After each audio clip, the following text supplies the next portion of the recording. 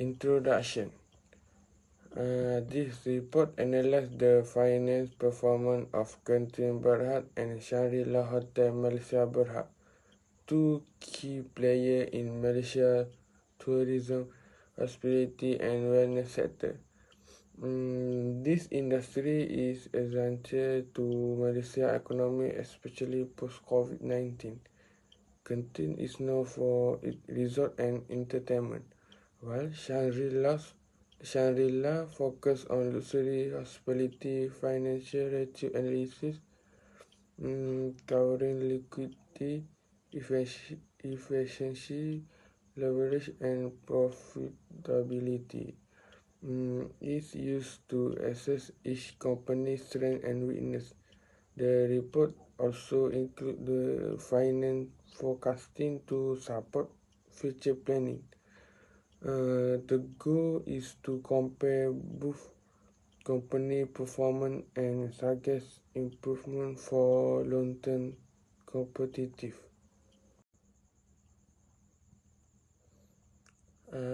Company background. Genting Berhad is one of Malaysia's leading conglomerate established in 1965. It is best known for operating Resort World Genting, a premier integrated resort featuring theme park, hotel, casino, and entertainment facility. Genting has expanded its presence internationally with operations in Singapore, the United States, and the United Kingdom. The company key strength in its strong financial stability and continuous innovation in the leisure and entertainment sector, making it a top destination for tourists both locally and globally. For the Shangri-La Hotel Malaysia Berhad is part of the global Shangri-La Group, which was established in 1971. It owned and managed several luxury properties across Malaysia, particularly in Kuala Lumpur, Penang, and Kota Kinabalu. Shangri-La is known for delivering high-quality hospitality service that meet international standards. Its core strengths include operational efficiency and a strong commitment to sustainability, ensuring premium guest experience while promoting responsible business practice. The brand is with elegant comfort and personalized service. For the both company plays significant role in Malaysia tourism and hospitality industry and continue to attract international tourists. My name is Muhammad Amir Haziq, number matric A24A3830.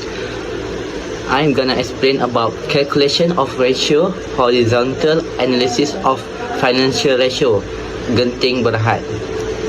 For current ratio, 2022 we got a 2.28%. For 23,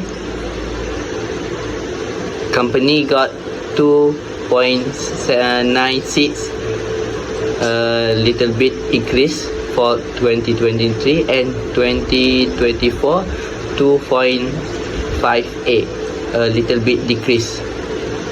For quick ratio, 2022 is 1.99, 2023 2.88, and 2024 2.50. For the summary, Genting maintains a strong liquidity position over the past 3 years. Although there is a slight decline in 2024, all ratios are still far exceed industry standard.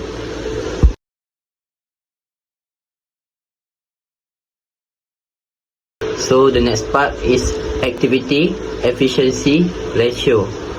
Total asset turnover for 2022, the company got 0.15, 2023 0.25, and 2024 0.26.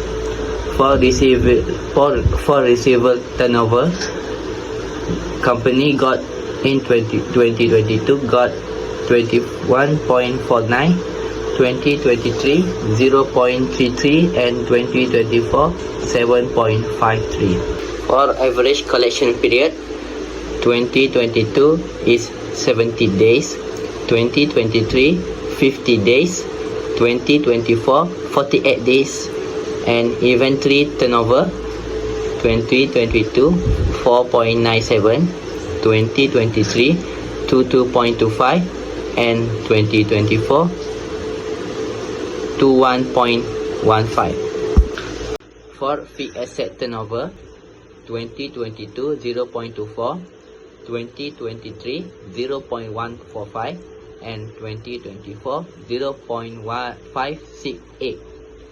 For the summary of this, operational performance improved after the pandemic. All ratios indicate an increase in asset utilization, inventory and management, and efficient customer collection. For fixed asset turnover, 2022 0.24, 2023 0.145, and 2024 0.1568. For the summary of this, operational performance improved after the pandemic.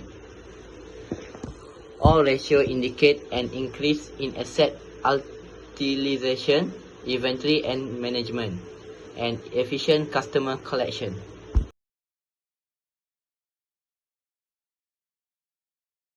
So the next part is profitability ratio. Return on equity ROE for 2022 0.05%, 2023 4.02%, and 2024 3.78%. For return on asset ROA, 2022 is 0.03%, 2023 2.12%, and 2024 1.92%. For gross profit margin, 2022 to 8.4%, 2023 31.5%, and 2024 to 9.2%. For the net profit margin in 2022 0.20%, 2023 8.36%, and in 2024 7.29%. For the summary is profit recover after the pandemic with the high margin in 2023, a slight decline in 2024 but still strong. So the next part is profitability ratio.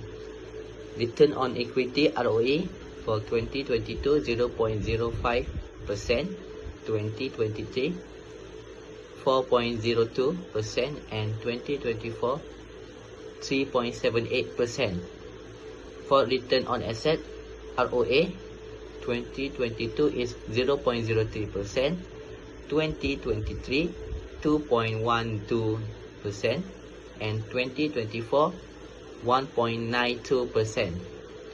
For gross profit margin, 2022 to 8.4%, 2023 31.5%, and 2024 to 9.2%. So the next part is profitability ratio. Return on equity ROE for 2022 0.05%, 2023 4.02%, and 2024 3.78%.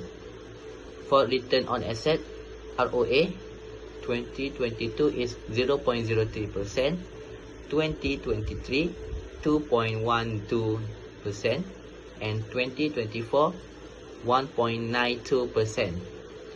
For gross profit margin, 2022 to 8.4%, 2023 31.5%, and 2024 to 9.2%.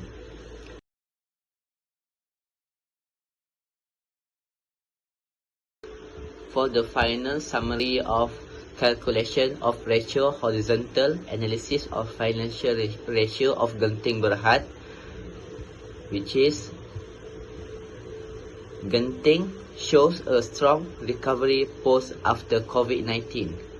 Liquidity levels and operational efficiency are very good. Leverage has increased slightly and profit remains stable. And the company remains in a healthy overall financial position. For the liquidity ratio, for the current ratio at year 2022 is 0.47, for year 2023 is 0.69, and 2024 is 0.67, 0.78. Improved ability to pay short-term liabilities. For the quick ratio at year 2022 is 0.47, and for year 2023 is 0.68, and 2024 is 0.77. Stronger liquid position without relying on inventory. The conclusion is Shangri-La liquidity improved steadily from 2022 to 2024. For the net working capital, for year 2022 is RM 344.4 million. For year 2023 is RM and 237.5 million, and for year 2024 is RM 149.4 million. Decreased working capital over time. Conclusion: lower buffer to cover short-term operation despite better ratio. For the efficiency and activity ratio, for total asset turnover, at year 2022 is 0.29, for year 2023 is 0.32, and 2024 is 0.30. For the receivable turnover at year 2022 is 12.67, 687, and for year 2023 is 23.44, and 2024 is 15.30. For the average collection period for year 2022 is 28.36 days, for year 2023 is 15.57 days, and 2024 is 23.84 days. For the inventory turnover at year 2022 is 114.183, and at year 2023 is 147.34, and for year 2024 is 186.03. For the conclusion is efficiency improved in 2023 but dropped slightly in 2024. Longer collection times, lower asset use. For the solvency and leverage ratio, for the debt ratio stable at 0.28 to 0.29 and 0.28. For the debt to equity at year 2022 is 0.39, and for the year 2023 is 0.41, and for the year 2024 is 0.39. For the time interest earned, for year 2022 is 4.63 to year 2022 is 5.08, and for year 2024 is 1.47. And the conclusion is low financial rate but lower interest coverage in 2024 show potential concern. For profitability ratio for gross profit margin at year 2022 is 13.06%, at year 2023 is 33.00%, at year 2024 is 13.99%.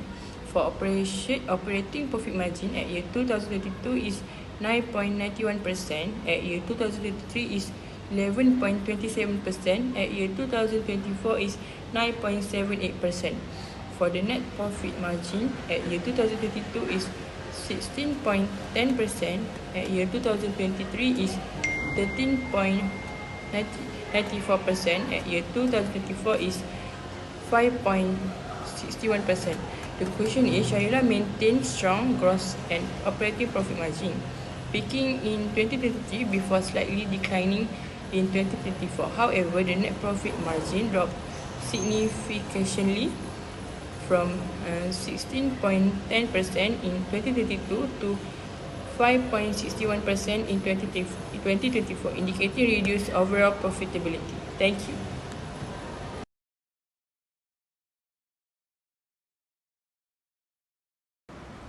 Assalamualaikum. Now I will continue for the next slide of our presentation, which is 4.0 overall analysis, key financial comparisons, Genting versus Shangri-La financial strength. First, we go with liquidity.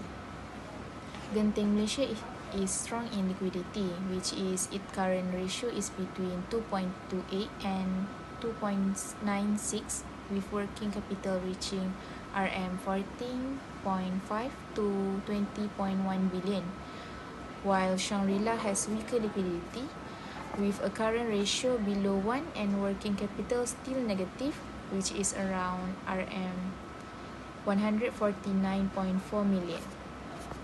Next, in terms of efficiency, Genting Malaysia has doubled its asset turnover from 0.15 to 0.26, and it increased in inventory turnover to 21 times.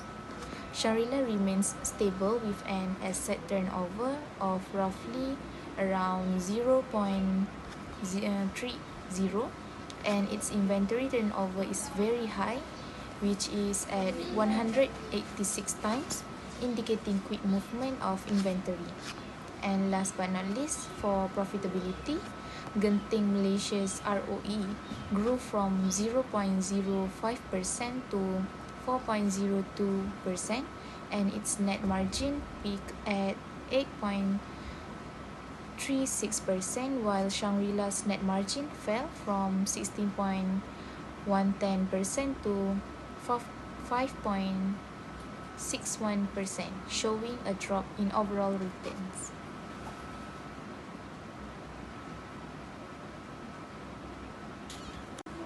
Next, for recommendation for both company, which is Genting Malaysia, they should focus on controlling its rising debt to equity, which is 0.965 in 2004, and optimizing their cost to maintain margins, especially as its interest coverage ratio has fallen to 1.57 times. While Shangri-La, they need to boost their liquidity by increasing their current assets or reducing their short-term debts and refinance high-cost loans to improve its interest coverage around 1.47 times. So in the summary, Genting Malaysia is leading the recovery, while Shangri-La needs to strategize more and need adjustment with their company to regain stability. Assalamualaikum. My name is Norin Sufia binti Razimai, and my metric number is 8248301. Okay, now I will continue the next slide of our presentation today, which is about the financial performance and recommend the best funding options for both our company, which is Genting Malaysia Berhad and Shangri-La Hotel Berhad. Okay, we go first for Genting Malaysia Berhad. Genting Malaysia Berhad has strong liquidity and improved efficiency post-pandemic, making it well-placed for growth. However, its rising debt and lower interest coverage are warning signs. So our recommendation for this company is they need to use equity financing or retain earnings for expansion to avoid too much debt and maintain long-term stability. For the next slide, go for Shangri-La Hotel Berhad. Shangri-La Hotel Berhad has improved its liquidity and managed inventory efficiently, but still struggles with working capital and rising interest costs. So our recommendation is they need to consider long-term, low-interest loans or corporate bonds for expansion. This approach will support growth while preserving its conservative financial structure. For the conclusion, in short, Genting, Malaysia needs to balance growth with prudent financing while Shangri-La can focus on long-term funding and cost optimization.